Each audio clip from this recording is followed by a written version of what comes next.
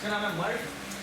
Okay, मर्ट करता है using, तो मर्ट आपने लिखना है, लेकिन मर्ट में सिर्फ दो चीजें की इजाजत है, एडिशन की और सब्ट्रैक्शन। ठीक है, तो आपको सिर्फ और सिर्फ इजाजत है करने की, यूज करने की, वो सिर्फ मर्ट एडिशन की और मल्टीप्लिकेशन की, और एडिशन और सब्ट्रैक्शन करनी है तो आपको ठीक है। ठीक, मर्ट लिखना है ए बी, ठीक है, और इसकी of course return type int है।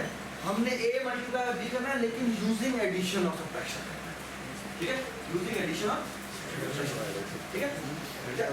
इसका बहुत ही सिंपल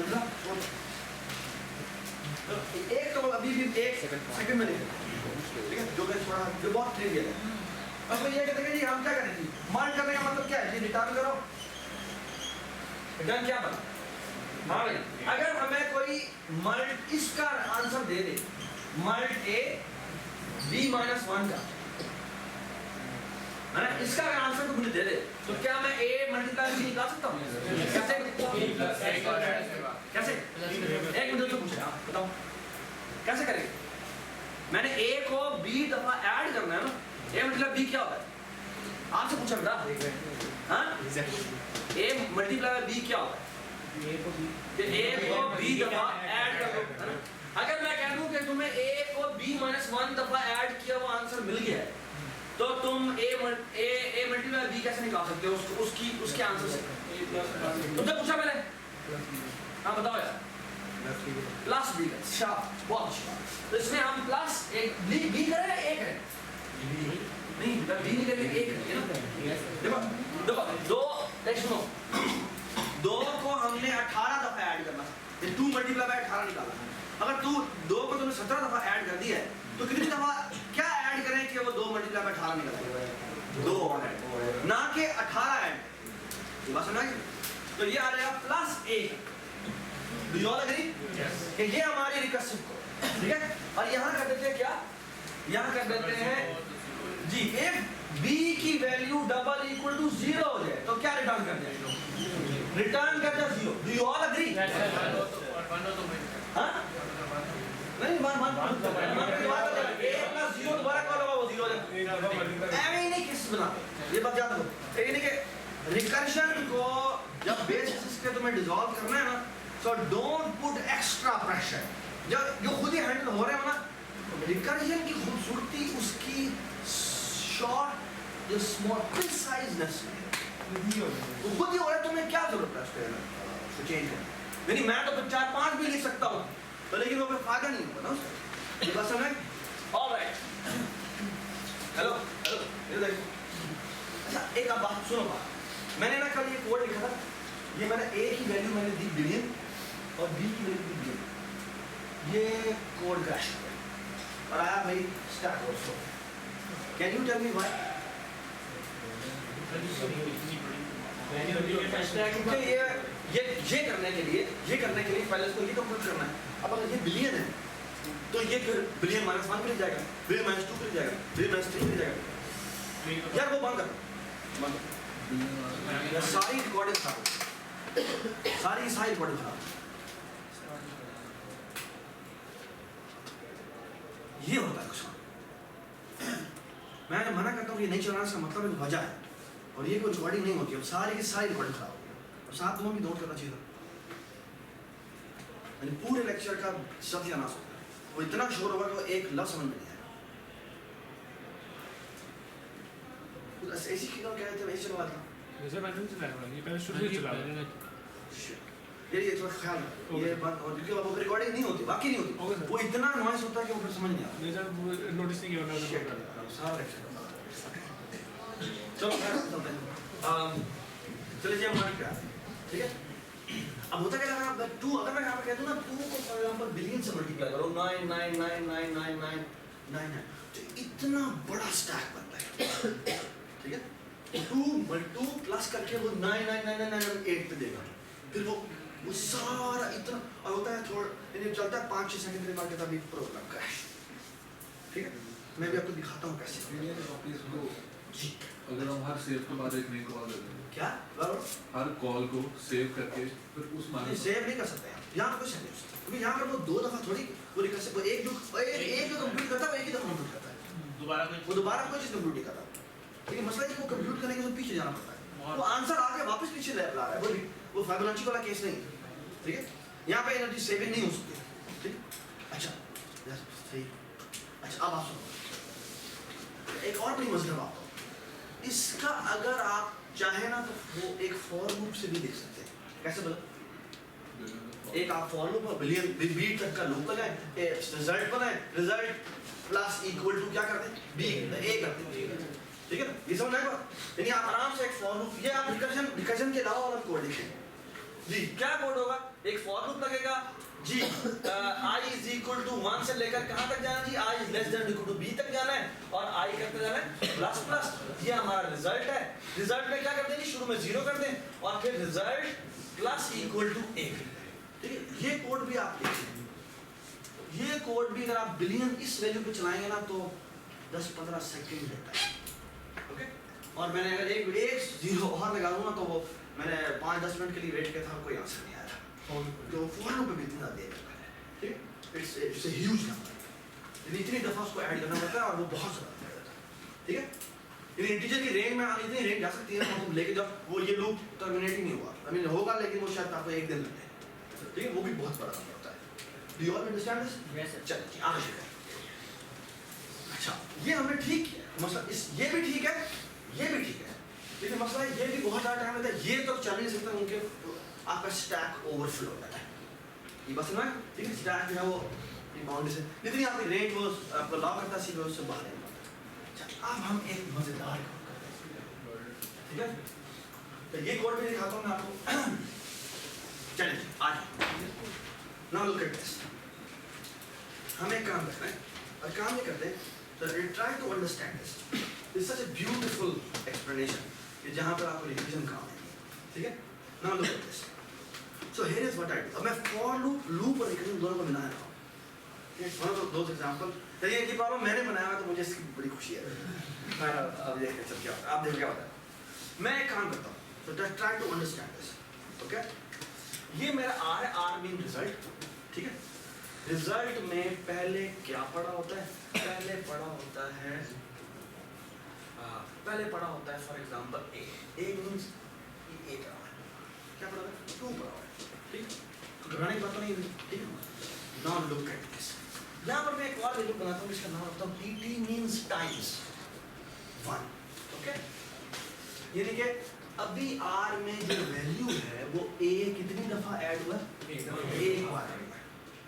इसे तो वास्तव में एवरीबॉडी अंडरस्टैंड दिस, ठीक है। मैच कभी आने वाला है, बहुत ही खूबसूरत, ठीक है। So many things will combine. Now look at this, अब मैं क्या करता हूँ, ये r is equal to a और t इज इक्वल टू 1, ठीक है। नाउ लुक एट दिस, मैं करता हूँ r is equal to r plus r, okay. एक minute, r is equal to r plus r, ये क्या बताएगा, ये हो जाएगा, अभी वैसे बताएं ये कितना हो जाएगा, ये एक्चुअली हो जाएगा 4। अच्छा बस तो अगर एक में 2 है ना, अच्छा यहाँ पे करता हूँ t is equal to t plus t, alright. ये क्या बात हुई, अच्छा एक मिनट, t हो गया है 2 और इसमें आ गया 4, ओहो 2 दफा एडिशन हो गया।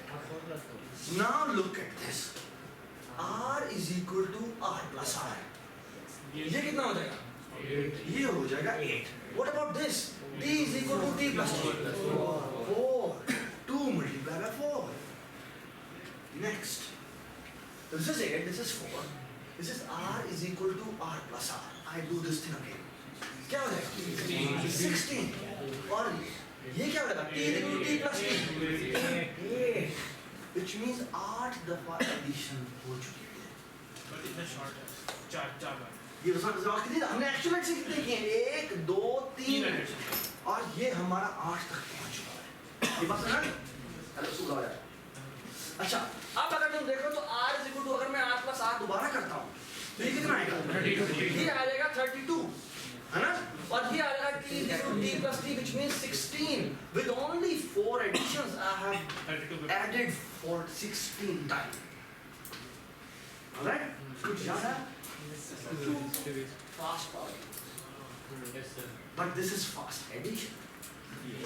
Okay? अच्छा, but look at this. ये जो हमने अभी क्वेश्चन किए, ये हमें कब तक एडिशन करनी चाहिए ये बताओ। एक मिनट, अगर मैं कहता हूँ कि ये होता 2 multiplied by 27, तो ये भी 16 तक पहुँचे। अब इसको ऐड करना चाहिए। अब अगर मैं ऐड कर दूँ तो वो 32 हो जाएगा, वो 32 टाइम एडिशन होगी। Now I should stop. ये बात समझना? Everybody understands कि अब अगर मैं इसको बढ़ा दूँ तो ये मसला हो गया, ठीक है? Now look at this. Here is a very 2-line code. This is while t plus t is less than or equal to b. तब तक ये चले और करें क्या? Result is equal to result plus equal t plus equal to t. Where t is equal to 1, result is equal to जनाब a. That's it. Okay? ये loop break होगा तो क्या होगा? मेरे पास कहाँ तक का रिजल्ट आया? मैंने कहाँ तक मल्टीप्लाई कर लिया होगा? 16 तक कर लिया होगा। कितना बाकी रह गया? 11 बाकी रह गया। Isn't it the same problem? I need to solve again. Isn't it the exactly same problem जो मुझे दोबारा solve करना है? I will call mult again. But now on what? A को add करो। कितनी दफा ऐड करो? हाँ? b minus 2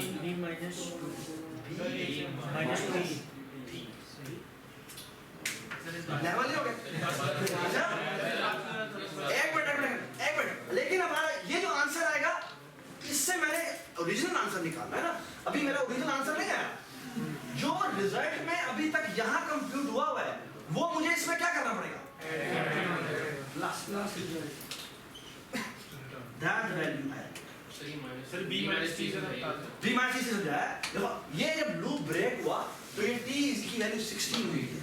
अब ये दोबारा कंप्यूट करने के लिए जाने देगा, तो कहता है कि कहीं आप जब मैं वैल्यू कंप्यूट करने जा रहा हूँ, कहीं ओरिजिनल नंबर से बड़ी तो नहीं हो रही, और वो बड़ी हो रही है, इसलिए आप कंप्यूट ना करो।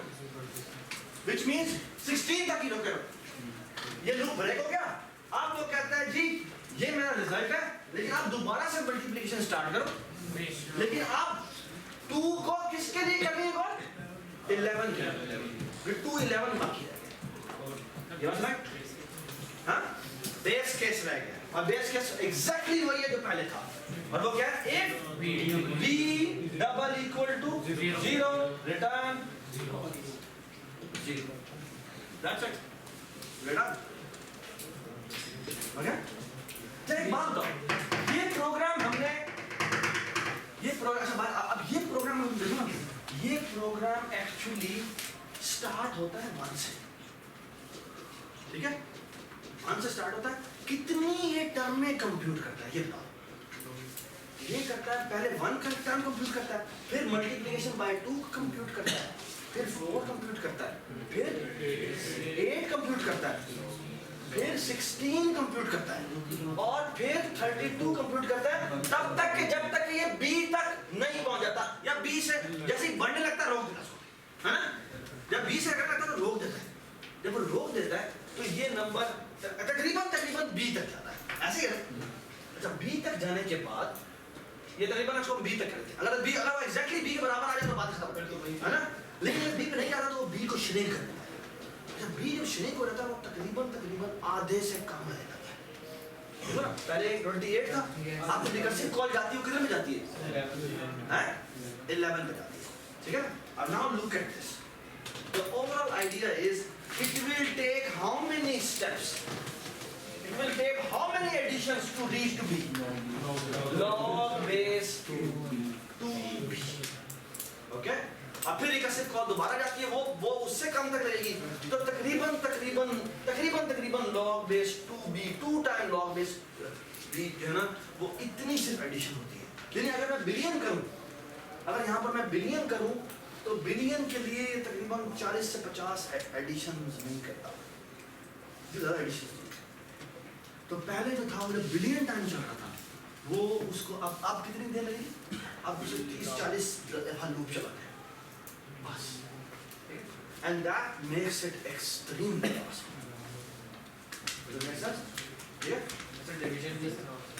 एग्जैक्टली, डिवीजन भी ऐसे हो सकती है, सब्ट्रैक्शन भी ऐसी हो सकती है। डिवीजन सब्ट्रैक्शन से डिवीजन, ये रिश्ता मल्टीप्लिकेशन हमने ना प्लीज ना, ये दिखाओ मुझे क्या ठीक है जी, कोड भी दिया था। नाइस, कोड की नहीं अभी डिलीट करो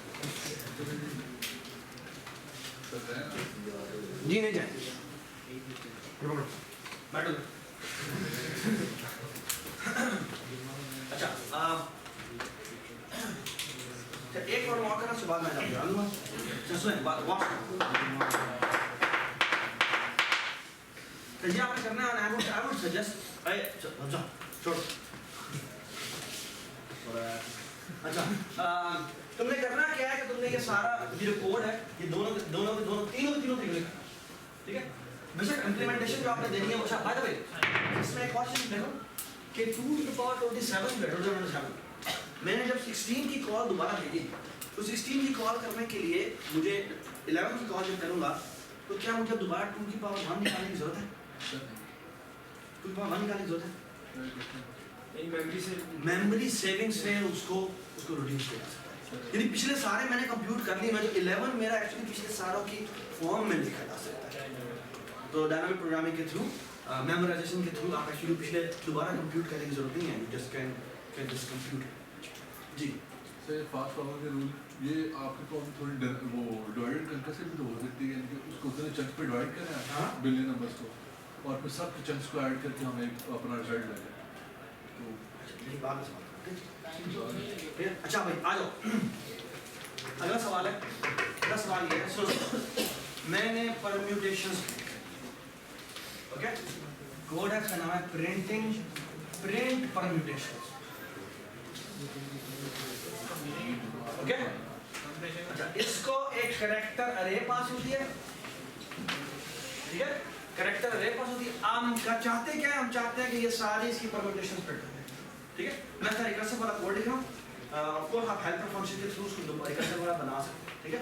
अच्छा कैरेक्टर अरे पास हो रही है, इसको एक और वेरिएबल पास हो रहा है जिसका नाम है साइज, ठीक है, कि इस कैरेक्टर स्ट्रिंग का साइज कितना है, ठीक है।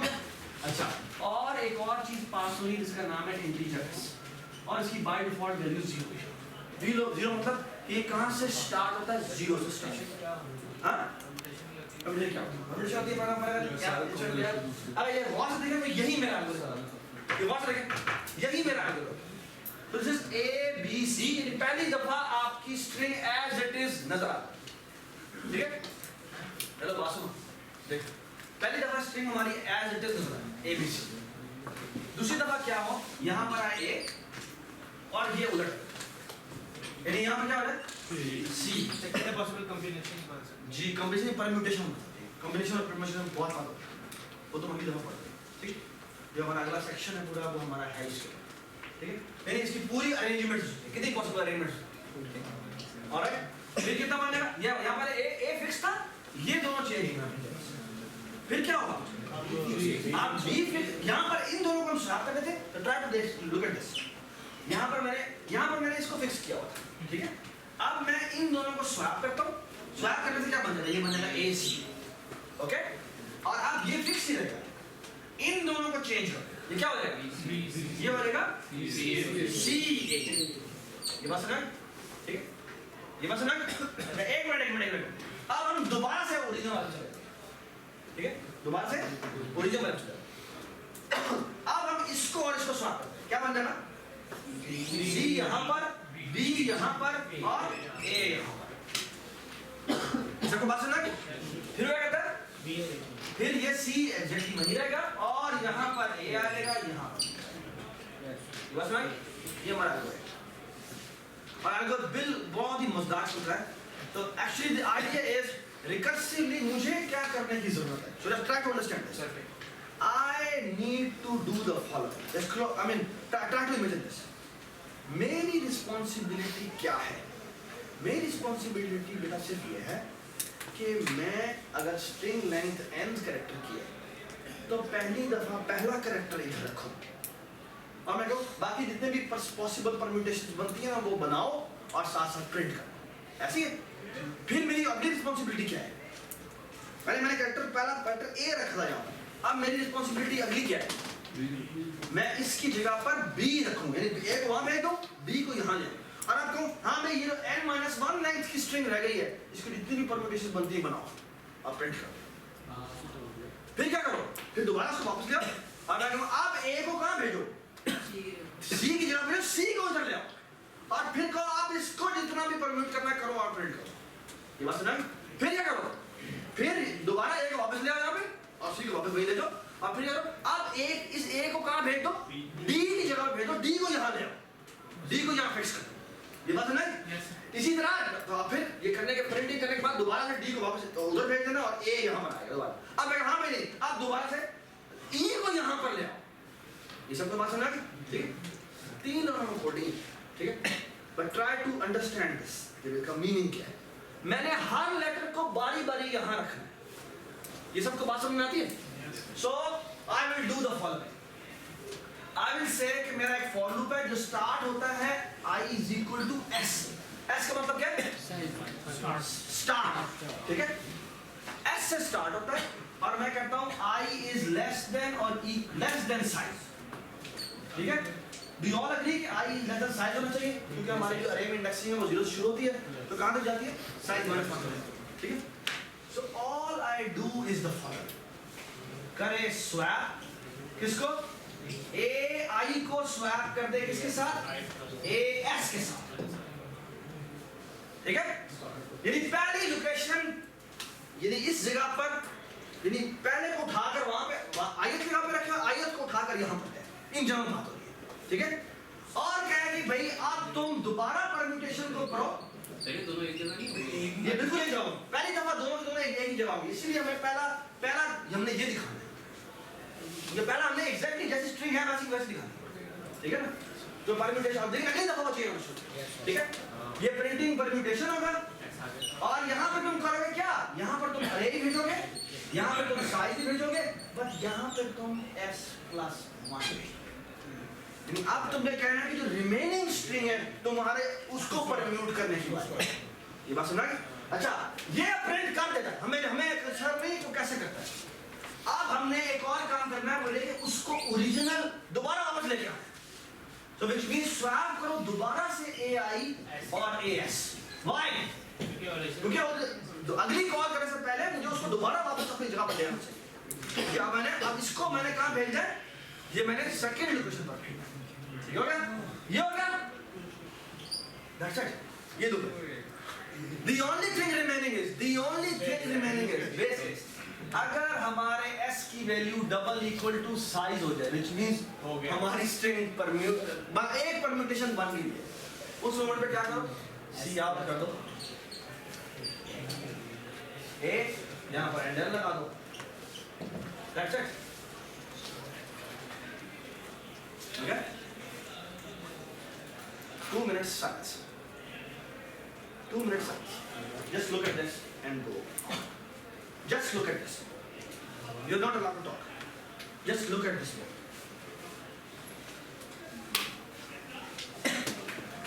उसे देखिए ना।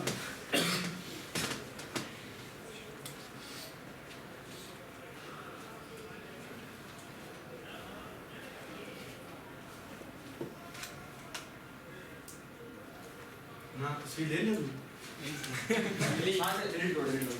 नहीं सर, तो दे दो सर नहीं हाँ साइंस का जब ये लूप चलता है क्या पहली दफा ये अपने आप के साथ स्वैप करता है, कुछ भी नहीं होगा, और ये दोबारा अपने आप को स्वैप करेगा, कुछ भी नहीं होगा। which means सारे पहली कॉल अगर जितनी भी देखो तो वो as it is आएगा। अगली दफा तो वो अगली उसके बाद अगली दफा जब i की वैल्यू 2 होती है जब i की वैल्यू 2 होती है तो वो a को b के साथ स्वैप करता है और जो रिमेनिंग स्ट्रिंग रहेगी वो कौन सी है B के बाद वो b पे a पड़ा हुआ है a और सारे के सारे बटा देते हैं ओके तो वो उसको सारे को मल्टीप्लाई करेंगे तो उसको एज इट इज रखेगा यानी यहां b a और एज इट इज लगेगा फिर वापस ठीक है और ये कब खत्म होती है कॉल जब वो s साइज पर पहुंच जाता है एक कॉल हां एक कॉल एक और खत्म होती है जब एक और खत्म होती पूरी जब एक पूरा ट्री एंड में पहुंच जाता है